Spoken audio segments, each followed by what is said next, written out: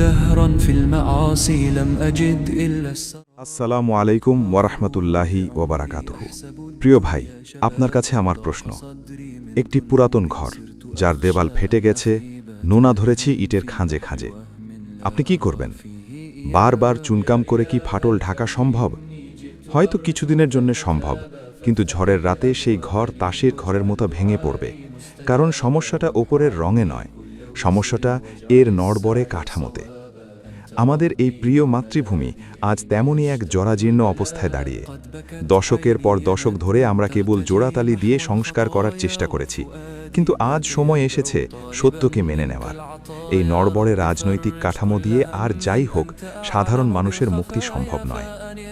আমার মনে হয়, যদি আমরা সত্যিকার অর্থেই পরিবর্তন চাই, তবে আমাদের এই প্রচলিত এবং ব্যর্থ রাজনৈতিক ধারাকে ছুঁড়ে ফেলে দিতে হবে।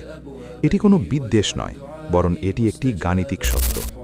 যখন ভিত্তিই ভুল হয়, তখন তার ওপর দাঁড়িয়ে আপনি যত বড় ইমারত গড়ুন না কেন, তা বাঁকা হতে বাধ্য। আজ আমরা এমন এক শাসন ব্যবস্থার স্বপ্ন দেখি, যা কোনো মানুষের মস্তিষ্ক প্রসূত সংকীর্ণ আইন নয়, বরং আমাদের রবের দেওয়া চিরন্তন বিধানের উপর প্রতিষ্ঠিত হবে।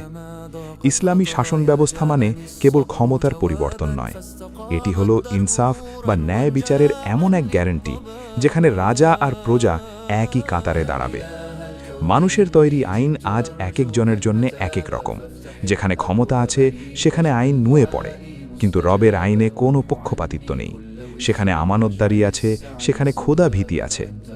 আমরা যদি সত্যি একটি নতুন কাঠামো গড়তে চাই, তবে সেই কাঠামোর প্রধান ইট হতে হবে তাকওয়া বা জবাবদিহিতা।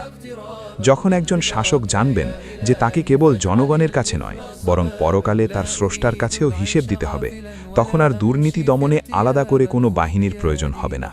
সেই ভয় আর ভালোবাসা তাকে ন্যায়ের পথে অটল রাখবে। অনেকে বলতে পারেন, কি এটি কি সম্ভব? আমি বলি, ধ্বংসস্তূপের ওপরই সবচাইতে সুন্দর প্রাসাদ গড়া যায়।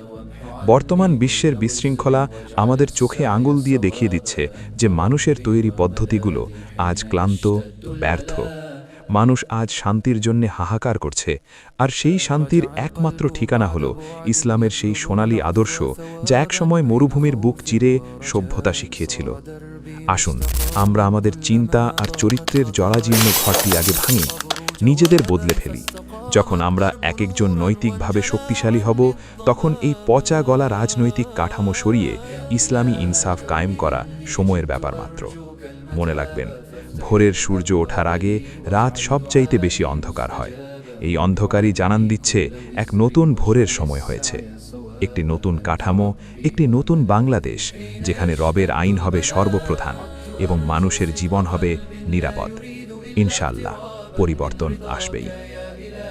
فاجعل الإخلاص بابا لا أريد العيش غافلا ولا أمشي في ارتيابا خذ بيدي